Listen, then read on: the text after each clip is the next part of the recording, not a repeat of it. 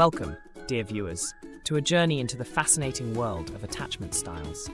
Have you ever wondered why some couples glide gracefully through life's ups and downs, while others seem to stumble? The answer might lie in something called attachment styles. Intrigued? Let's dive in. Attachment styles are like invisible strings tugging at our hearts, influencing how we connect with our partners. Shaped by our earliest experiences with caregivers, these styles form a blueprint for how we love, communicate, and even argue. Think of them as childhood shadows following us into adulthood, whispering in our ears during moments of intimacy or conflict. You might be asking, what exactly are these attachment styles? Simply put, they are patterns of behavior and thinking that dictate how we relate to those closest to us. There are a few main types, but today we'll focus on the anxious and avoidant styles, a duo as classic as peanut butter and jelly, yet sometimes just as sticky. Those with an anxious attachment style often crave closeness and reassurance, fearing their partner might slip away. It's like having a radar constantly scanning for signs of affection or rejection. Conversely, avoidant types value independence and might feel overwhelmed by too much closeness, like a cat that loves you but needs its space. Why does this matter? Because understanding these styles can transform how we communicate and connect.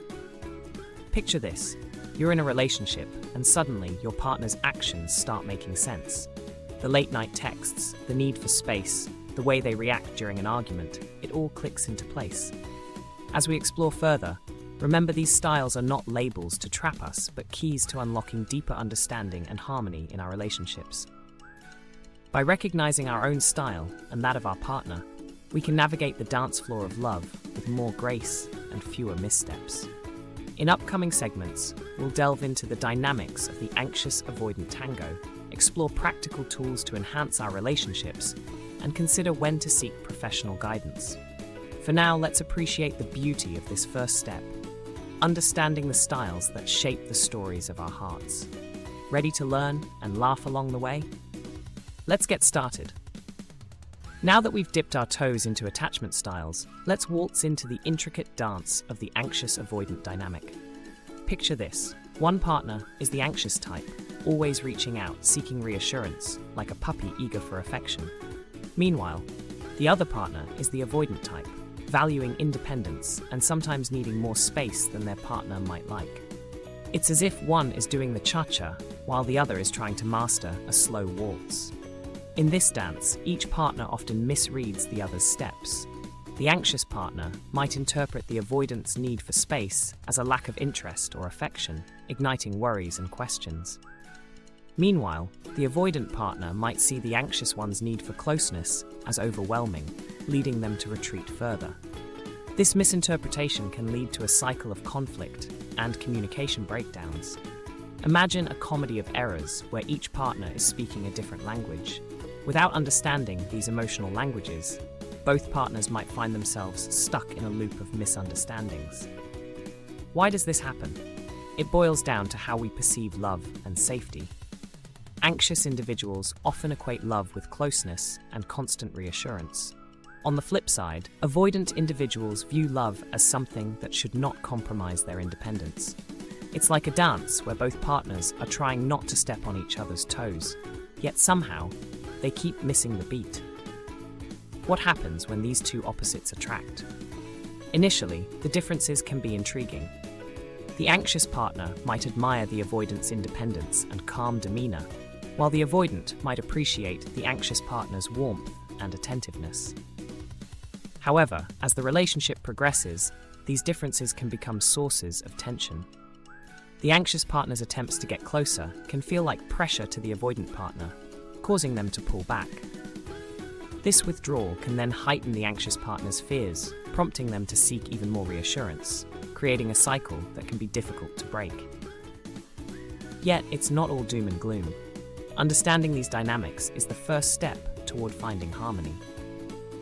By recognizing these patterns, couples can start to communicate more effectively. They can learn to appreciate each other's emotional languages, finding ways to meet in the middle. It's about learning to dance together, even if the steps are different. In the next segment, we'll dive into practical tools that can help couples navigate this dance with more grace and fewer missteps. Remember, the goal isn't to change your partner's rhythm, but to find a way to dance together without missing a beat. Stay tuned as we continue to unravel the complexities of the anxious-avoidant dynamic and discover ways to turn potential pitfalls into opportunities for growth and connection. All right, folks, now that we've danced through the theory of attachment styles, let's put on our practical shoes and see how we can make this work in real life. Imagine you're in the middle of a classic anxious-avoidant standoff. The anxious partner is buzzing with questions, while the avoidant partner is retreating to their fortress of solitude. How do we break this cycle without turning it into a full-blown drama? The first step is to bring humor into the mix. Picture this: you and your partner are characters in a sitcom called The Anxious and the Avoidant. Give each other playful nicknames like Worry Warrior and Escape Artist. This light-hearted approach can diffuse tension and remind both of you not to take things too seriously. It's about laughing together, not at each other, and seeing the quirks for what they are. Just quirks, not character flaws. Next, let's talk about creating emotional safety rituals. Think of these as your relationship's secret handshake, a way to signal to each other that you're in a safe space. This could be as simple as a nightly check-in where you both share a high and a low of the day. It's a moment to connect, to listen, and to be heard. Curiosity is another powerful tool in your relationship toolkit. Approach your partner with the same curiosity you'd have for a new book or movie. Ask questions, not to interrogate, but to understand. What's going on in your world today? Or how can I support you right now? And let's not forget the power of avoiding blame. In the heat of the moment, it's easy to point fingers and say, "You always do this." But here's a tip. Switch "you" with "I." Instead of "you never listen," try "I feel unheard." So there you have it, a few practical tools to navigate the anxious-avoidant tango. By adding humor, creating emotional safety, fostering curiosity, and avoiding blame, you're not just surviving the dance, you're mastering it. And remember, every couple has their unique rhythm. It's about finding yours and enjoying the dance together. Stay tuned as we explore how professional help can further guide you in perfecting your steps in this dance of love. Sometimes, a little outside perspective is exactly what you need to keep the music playing and the dance floor open. As we journey through the intricate dance of attachment styles, it's time to consider a partner who can truly help us find our rhythm, a professional therapist. Before you cringe at the idea of baring your soul to a stranger, let's explore why this step can be a game changer for couples navigating the anxious-avoidant tango. Therapy isn't just a couch and a box of tissues. It's a safe space where couples can unpack their emotional baggage without fear of judgment. A therapist acts like a relationship detective, helping both partners understand the roots of their attachment styles. Are you anxious because of past experiences? Is avoidance your shield against vulnerability? These are questions therapy can help answer, providing clarity and insight into your relationship dynamics. Imagine therapy as a dance class for your relationship. Just as a dance instructor helps you perfect your steps, a therapist guides you and your partner in learning new ways to communicate and connect. They provide the tools to navigate misunderstandings and conflicts, transforming them into opportunities for growth and deeper understanding. One of the greatest benefits of therapy is the development of empathy.